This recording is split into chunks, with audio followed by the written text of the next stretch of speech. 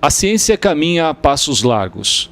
Um eletrodo que mede o pH é algo surpreendente, mas a ciência envolvendo tudo isso é o que eu passo a explicar agora com o professor Dr. Ernesto Chaves Pereira. Professor Ernesto, conta pra gente, como que nasceu essa ciência, qual a proposta dessa? Ou seja, um equipamento desta natureza trazendo soluções tão importantes. Bom, primeiro é importante dizer, né, que um eletrodo de pH é uma coisa conhecida há bastante tempo, né? Quando a gente fala pH, as pessoas em casa de repente não têm a noção de que é isso. Mas basicamente é aquele gostinho azedo da laranja, aquilo está associado com a determinada propriedade da solução que nós chamamos de acidez. E da mesma forma, a banana verde, por exemplo, que amarra a boca, ou mesmo leite de magnésia, que tem aquilo que a gente chama de adstringente, é o oposto da acidez, é o pH alcalino. Então, e mesmo no corpo da gente, ou nos processos industriais, ou no shampoo que a gente usa para o cabelo, que ele tem que ter um pH específico, que é ligeiramente ácido, por isso que ele arde nos olhos. Então, essa medida, ela faz parte do cotidiano da gente em muitas situações. Mas, especificamente, então, essa medida já é conhecida há bastante tempo, os eletrodos são conhecidos há bastante tempo, mas um dia eu estou aqui na minha sala, me apareceu uma aluna de um outro professor e me trouxe o seguinte problema. Falou, professor, eu tenho uma gota. Uma gota, o meu doutorado está numa gota. E eu preciso fazer a medida do pH numa única gota. O eletrodo de pH, o convencional, que a gente chama de eletrodo de vidro, ele tem mais ou menos 1 centímetro de largura. Uma gota é uma pequena fração disso. Então, se ela tocasse, porque é necessário tocar o eletrodo de pH sobre a gota, quando ela fizesse isso, lá ia a tese dela junto com o eletrodo e para a lata do lixo. Então, essa foi a nossa motivação. Lá atrás, há alguns anos, essa mocinha que chegou aqui disse que tem uma gota e eu preciso fazer uma medida de pH. E a gente se propôs a ajudá-la, né? Então, como é que a gente se propôs a resolver o problema? Eu sabia que tinha que fazer alguma coisa pequena. E o eletrodo de vidro é conhecido, é estável, funciona há muito tempo, mas não é miniaturizável. Ele é o tamanho que é. Eu não consigo fazer ele menor, muito menor do que aquilo que ele é. Bom, a opção foi usar óxidos cerâmicos, tá? Que também são bem estabelecidos na literatura, que funcionam como eletrodo de pH. O problema dos óxidos cerâmicos, eles não são largamente utilizados, que infelizmente são óxidos de metais nobres.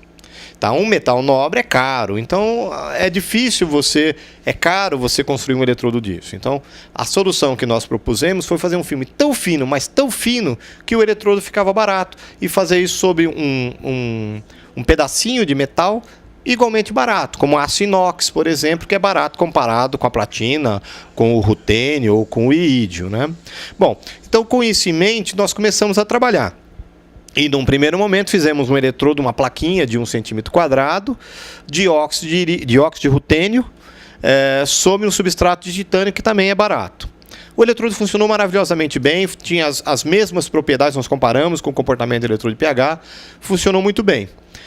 No segundo momento, a gente se propôs a diminuir o tamanho. E o que nós fizemos? Nós fizemos como nesse esquema aqui.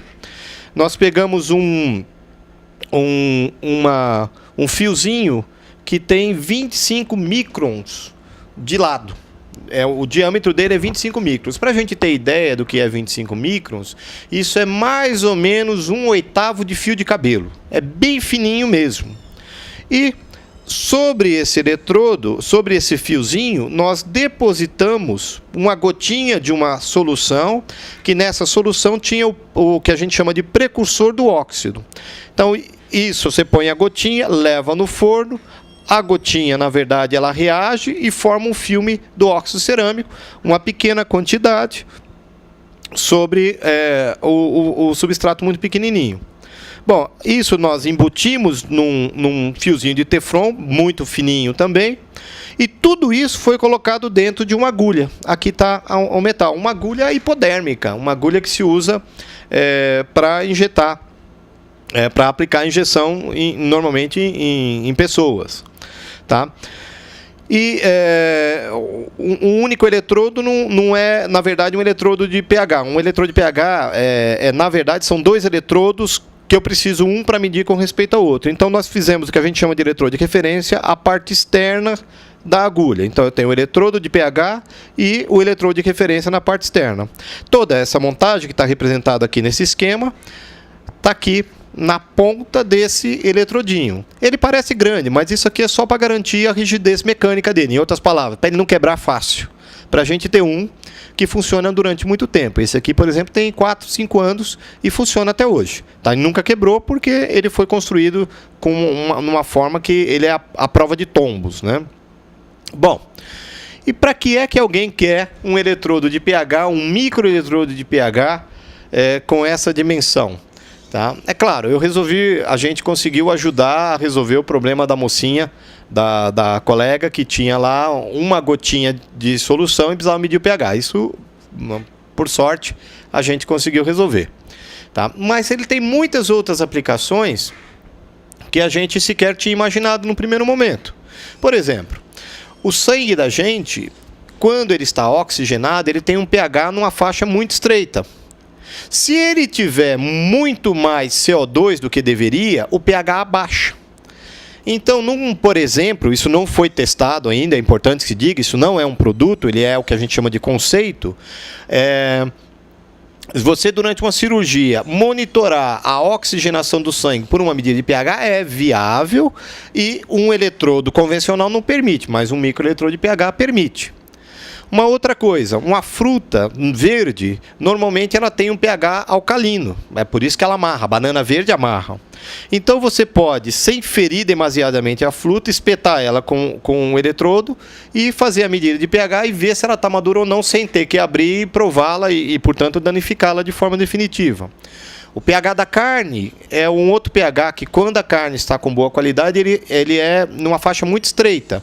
De novo, sem ter que processar a carne para medir o pH, espeta-se e tem a medida de pH, né? É importante dizer novamente que todas essas são ideias que têm que ser devidamente testadas e comprovadas e verificadas num longo tempo até a gente ter um produto. Mas, de qualquer forma, são ideias viáveis que, nesse momento, a gente vislumbra para a utilização de um microeletrodo de pH desse tipo, que tem muito mais aplicações, além daquelas que estavam originalmente previstas com um eletrodo que a gente chama de macroscópico, um eletrodo grande.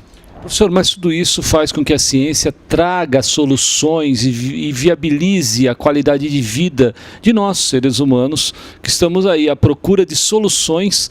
A ciência, ela pode ser taxativa, ou pelo menos usar esse slogan, que a ciência é algo procurando problemas e trazendo soluções? Será que a ciência ela tem que ser sempre assim questionadora ao ponto de sair de uma pequena gota e chegar em soluções tão bem elaboradas, tão bem solucionadas, que hoje traduz de uma gota para problemas um pouco mais interessantes, talvez, que os simples gotas de uma solução para uma tese de doutorado? Bom, aqui o que eu queria falar primeiro é para você, molecão que está assistindo isso aqui, mocinha também. Veja, o que faz a gente fazer ciência é a curiosidade, é o prazer de aprender, é o prazer de criar. Então, apesar do conteúdo científico disso aqui não ser novo, o objeto que a gente gerou é inovador. Então, nesse sentido, eu já fico feliz, eu já ganhei o meu dia, o meu ano, o meu dia de trabalho, o meu ano de trabalho. Isso por si só é o que a gente faz todos os dias, tá? Isso é uma coisa que eu acho bacana de dizer para quem está querendo começar. A outra coisa é que se a gente vive mais, se a gente vive melhor, se a internet existe, se existe hoje em dia já o GPS, é tudo porque alguém um dia teve a curiosidade de iniciar um trabalho, né? Muitas vezes esse trabalho gera um produto, que é o GPS, os tablets dos novos computadores que estão sendo lançados, touchscreen, os nossos telefones celulares, né? Então, tudo isso partiu de uma ideia que, naquela ocasião, é importante que se diga, né? A diferença, na minha opinião, entre ciência e tecnologia é que a ciência, ela não sabe, num primeiro momento, se ela vai chegar em algum lugar. Mas você trabalha porque aquilo enriquece o nível de conhecimento que você tem, você aprende mais. E muitas vezes isso vai a um produto que muda a história da humanidade. Tá? Então vamos voltar lá atrás, vamos voltar em Thomas Edison. Thomas Edison, ele tirou mais de 1000 patentes. É uma coisa impressionante a produção tecnológica dele. A dele não é científica, é tecnológica. Mas ele chegou ao limite de patentear coisas que ele achou interessante e que ele não sabia para que servia.